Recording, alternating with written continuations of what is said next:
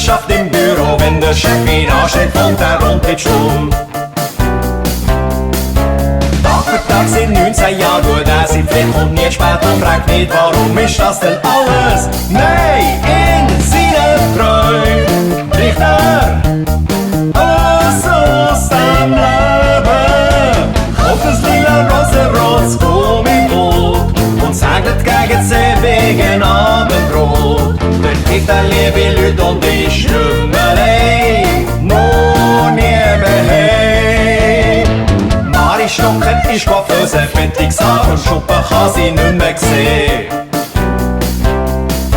Trotzdem muss sie reinlängen, Dreck und drängen, denn am Samstag gibt's noch mehr. Ist das denn alles? Nein, in ihren Träumen öffnet sich plötzlich Türen. Ihnen kommt der lange Sinn, schöne Prinz, entführt sie in sie Palast aus Pfeffermünz. Dort wird sie glücklich, denn sie ist nicht mehr allein, noch nie mehr heim. Siehst so viele Leute auf der Straße allein.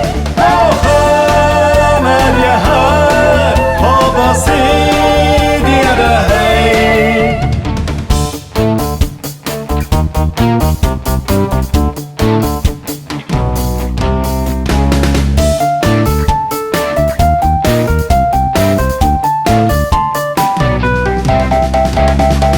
Meier ist Verkäufer, trägt auch 100 Zeugs, wo sie nicht brauchen all.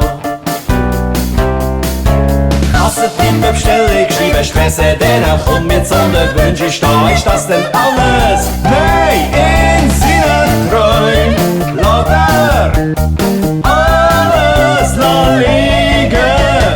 Auf den grossen Teppichen fliegende und fliegt ins Morgenland so anschmiegende. Bucht ans Hundergötz und ist nicht mehr allein, noch nie mehr heim, yeah! Liesfeld Löffler ist eine Putzfrau, Steigen, Fegen, Nischen, Büsche, gehört zum Job.